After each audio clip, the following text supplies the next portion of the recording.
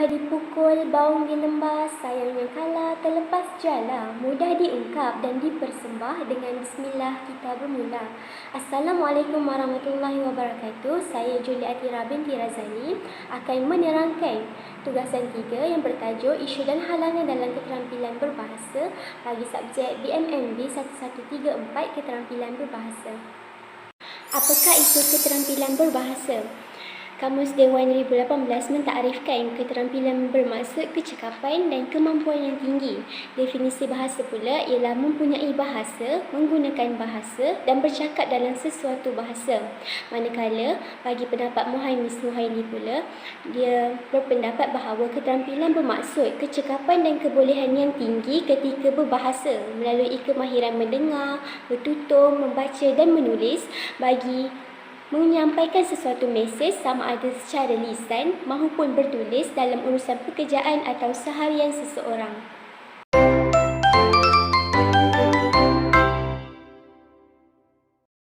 Isu dalam keterampilan berbahasa terbahagi pada 3. Yang pertama adalah isu budaya, yang kedua isu media sosial dan yang ketiga adalah isu bahasa.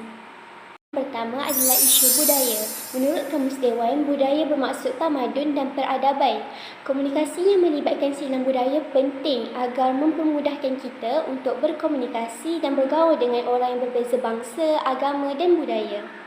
Sebagai contoh, kita boleh melihat video di sebelah yang menunjukkan isu tentang budaya dalam keterampilan berbahasa. No, Mail, please learn more.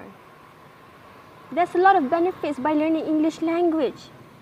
Maybe you can't woo her, but you could gain something else by learning English language. It may change your life. No one will ever look down on Mail Tote. Teacher, I'm sorry. Sorry ke apa? Saya bawa begini bawa nak sedar. Tak sedar dah? Bukan, teacher. Sorry sebab saya tak payah sepatah apa. Teacher bawa beg apa.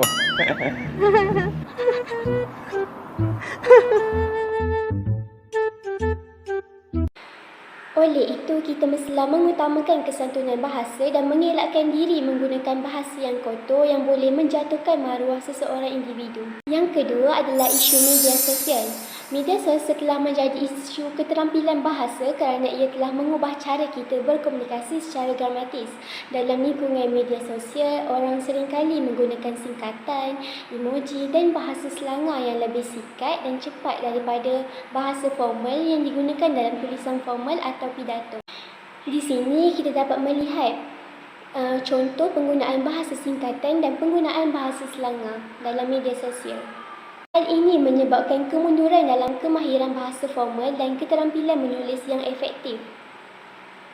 Isu keterampilan berbahasa yang akhir sekali adalah isu bahasa. Penggunaan bahasa merupakan aspek penting dalam proses komunikasi. Penggunaan bahasa yang salah akan menyinggung perasaan orang lain dan salah faham akan berlaku. Dialek dan logat juga akan mempengaruhi pemahaman seseorang tersebut. Sebagai contoh, kebanyakan perkataan dalam dialek di negeri Kelantan akan diakhiri dengan huruf O yang akan menyukarkan perbualan dengan mereka yang bukan penduduk Kelantan. Di sini kita dapat melihat contoh penggunaan bahasa yang salah dalam media sosial. Di sini akan menyebabkan kesalahfahaman antara individu tersebut.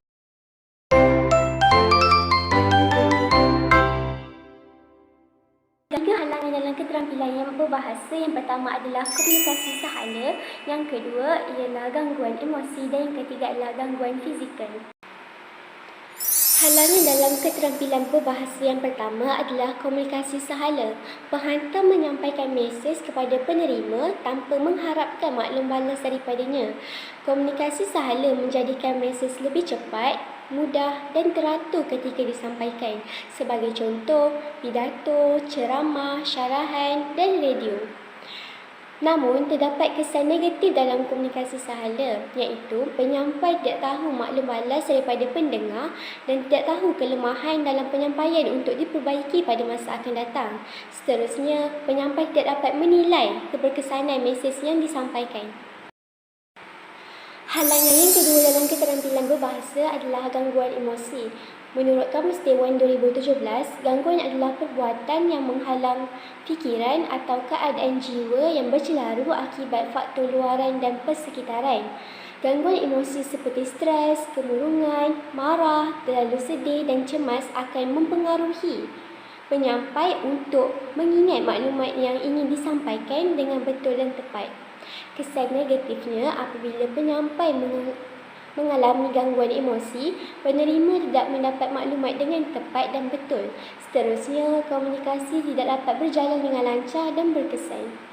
Halangan dalam keterampilan berbahasa yang ketiga adalah gangguan fizikal. Gangguan yang dihadapi secara fizikal iaitu bunyi yang terlalu bising dan persekitaran yang tidak kondusif akan menghalang penerima untuk mendengar mesej dengan jelas. Sebagai contoh, persekitaran yang panas, kotor, gelap dan bising seperti bunyi exhaust kenderaan.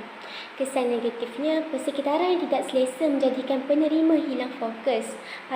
Pada masa yang sama, hal ini akan mengganggu tumpuan penerima tentang makna mesej yang sedang disampaikan oleh penyampai. Kesimpulannya, isu dan halangan keterampilan berbahasa perlulah diatasi dengan kadar segera bagi mengelakkan pelbagai perkara atau impak negatif berlaku kepada diri individu maupun masyarakat. Antara impak negatif yang boleh berlaku ialah menyebabkan kesulitan dalam berkomunikasi dan memahami satu sama lain sehingga menyebabkan masalah sosial.